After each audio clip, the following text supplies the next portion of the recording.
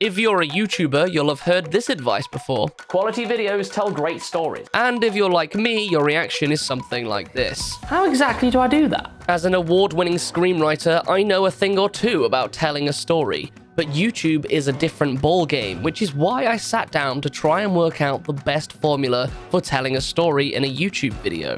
This is how my friend Sam Woodhall and I discovered what we like to call I structure. It combines my understanding of screenwriting and storytelling and the analyzing that I've done watching many different YouTube videos, and it's packaged so that anybody, no matter what niche they are in, can use it. It's great because it helps you cut the crap, it's easy to use, and if you nail the first two sections, it is guaranteed to increase your audience's session time on your channel. I've also managed to include examples in the style of a gaming channel, a vlogging channel, and an educational channel. Let's get to it, shall we? Before we begin to break down what the ICE structure is, there are two things that you need to understand about your video from the off. And these are, who is your character and what is their goal? At its heart, a good story is about a character who goes on a journey and as a result, changes for it. If you are creating an educational piece of content, then your audience is going to be the main character in the story, and you are going to be taking them on a journey of change through the learning that they do about the topic that you educate them on. If, however, you are creating a vlog or a gaming video, then you are going to be the main character in the story. Though it is important to note that you still need to understand who your target audience is, so you know who it is that you'll be delivering the content to and how you as a person will relate to them. And don't worry, because I will be explaining how you should do this by the end of the video. Once you've figured out who your main character is, it's time to figure out the goal of the character. Now, this is probably the most important piece of information that you need to be privy to before you even start to plan, because the goal is going to dictate what is relevant and what is not relevant to go into the video. Whether this means that you are going to start out by scripting it and knowing your goal means you know what to include, or whether you've got a vlog and you've recorded a lot of footage, understanding the goal is going to give you a better perception as to which bits of that footage is going to be relevant to the audience and why they're watching in the first place. For example, if I was a vlogger and I decided to vlog the day with my dad, and I'd go out to a coffee shop and then maybe we'll do some mountain climbing if that's something we're into, and we'll have all of this footage when I come back, but what is it that's going to be relevant and what's going to tell a good story? Well, if the goal of the main character, i.e. me, was to climb a mountain, then all of the stuff of us doing the mountain climbing is going to be more relevant than the coffee stuff, so the coffee stuff is going to hit the cutting room floor. However, if the goal of the video was to go to the local coffee shop, test out the new coffee and then review it, then the stuff in the coffee shop is going to be more relevant and the mountain stuff will go. You need to know what the goal of your video is, whether this is going to be in retrospect or whether it's before you even start planning the video itself. Don't worry, it can be done either way. However, if you did know the goal of the video before you started recording, just imagine how much time you could save. Now that you've got that down, you're ready to learn the ICE formula. ICE stands for intro, content, and ending. Your intro is probably one of the most important parts of your video because it needs to set up your story, hook your viewers in, and keep them there. And it needs to do this in under 30 seconds. To start off your intro, you need to set up who is the main character and what is their conflict or goal throughout the video.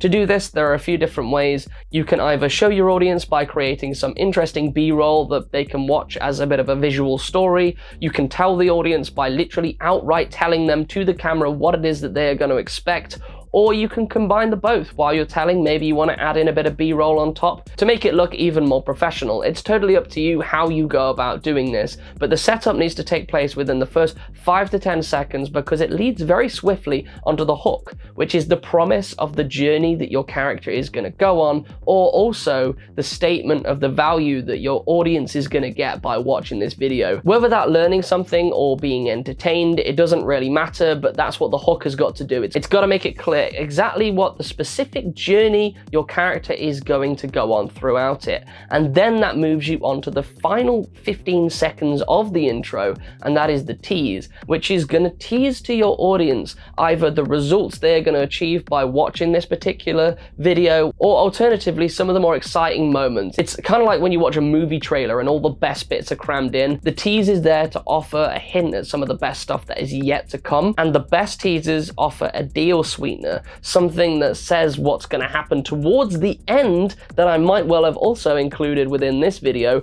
Of course, you've definitely got to deliver that value that you're teasing, but this is the place to tease it to ensure that they're going to stick around. And when I said this is going to work with any different niche, I was not kidding, and here are my examples that I've created for you. Hey there, mountaineers. Today I'm with my dad, and we're going to be climbing up this mountain. We've been talking about doing this for years, and unfortunately, due to Dad's arthritis getting slowly but surely worse, this is the last chance we're going to be able to do it. So let's go get there, shall we? Ever felt like a good cup of tea, but you don't know how to make the perfect brew? Don't worry, because in this video, I am going to be giving you my super secret recipe to make what I like to call the super brew. When I started drinking this thing, I was getting 2 times the amount of tasks done every single day. And if you stick around to the end, I give you my super secret ingredient, which is gonna blow your mind.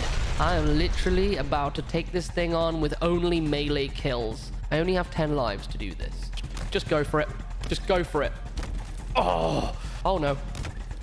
Oh no! There's 2 more lives left. Now that you've hooked your audience in, it's time to deliver the content, where you will give the value that you promised in the intro itself. But before we get into that, if you are finding this video valuable and you're enjoying it, please don't forget to hit the like button so that we can spread the video across YouTube and help people tell stories together. Content has the job of getting your video from point A to point B, but it can seem like a very overwhelming task at first because people can click off at any minute. So how do we get around people clicking off and keep people engaged throughout the story? Well, you break each part of the story down into little subsections which act as a mini story. I found that there are different numbers that you can break this into, but I like to look at it as either 3, 5, 7, 10, or if you want to go a bit longer, 15. These seem to be the numbers that work the best. I usually go for 5 myself because I feel like that's enough for me to deliver enough impact, but you can go for whatever amount as you want. It's just you need to know how many subsections you need to do. Each section should come with its own conflict and resolution, and it should add to the overall story, meaning that you won't be telling everything in one go. You want to be making it into bite-sized chunks.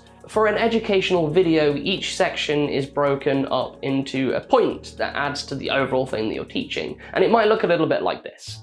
The first mistake you're probably making is trying to make your tea with cold water from the tap. So the first thing that you need to do is boil the kettle. For a vlog, it's a key moment in the journey. Now, the thing about vlogs is you're going to have loads of different bits of footage that adds to what the overall story is, but once you know what you are going for with the character and the goal, you're going to be able to know which parts of the journey were important and be able to include those and make them into their own mini stories in themselves, and they might look a little bit like this. Just as we started to get our groove, things took a turn for the worse. So unfortunately, I think I've sprained my ankle. The dream might be done. I don't know if we're going to be able to climb up this mountain. Dad's pretty disappointed at the minute because this has been his dream for years. So I'm not really sure what to do. I don't know if I should get up and keep going. Just try and ignore the pain, maybe deal with it tomorrow, or just pack it in. It looked like our final climb was over. Dad was hiding how upset he was, and I was trying to figure out how to push past the pain. As our last chance to complete this climb, I felt awful at letting Dad down.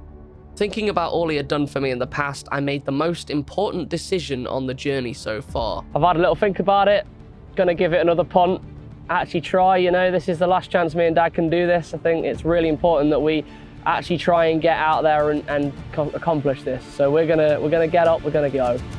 For an entertainment video, it's quite similar to the vlog in a way. Think about the overall goal of what you're trying to achieve, whether it be some kind of experiment or it's a gaming video and you're trying to achieve a certain task. Break it down into those mini tasks and it might look a little bit like this. Oh, there's 2 of them down there. This would be so dumb. I'm just dumb, but if I can get both of them, I'd look so cool, wouldn't I? One guy there, they've split up. Go again, just go again. Nope, please, this is the one. Get him. Where's the second one? He's down there.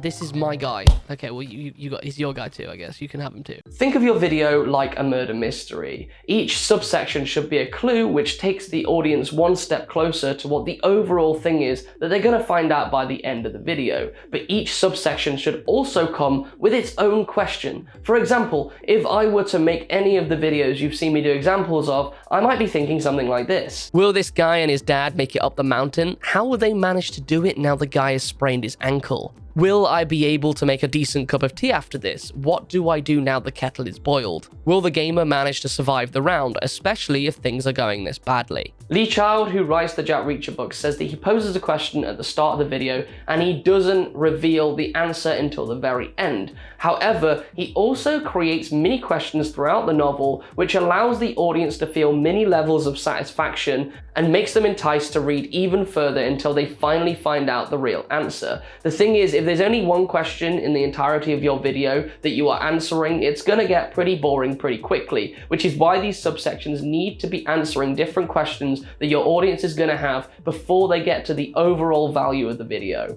While the final letter in the ICE formula stands for the word end, it doesn't necessarily mean that you are going to be bringing the story to an end. The thing about YouTube is you want to get your audience to spend as much time as they can during their session watching your videos, and so the best thing that you can do is make sure that you've delivered the overall value and then figure out a different video that you've already created and leave a loose end which is going to make them want to go to that video.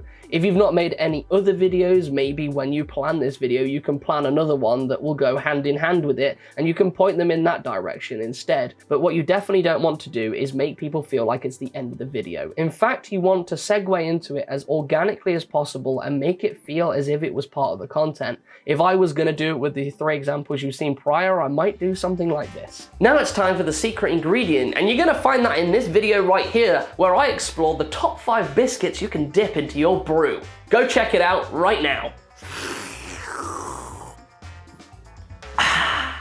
Well, it's been an intense ride. It almost reminds me of that one other time when me and Dad climbed a different mountain, which you can check out right here.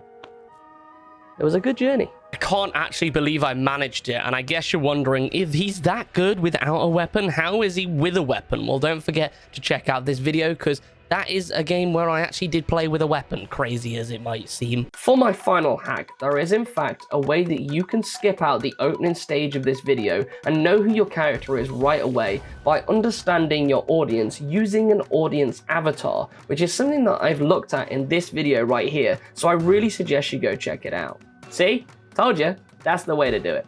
I'll see you guys in the next one. Thank you so much for watching. Goodbye.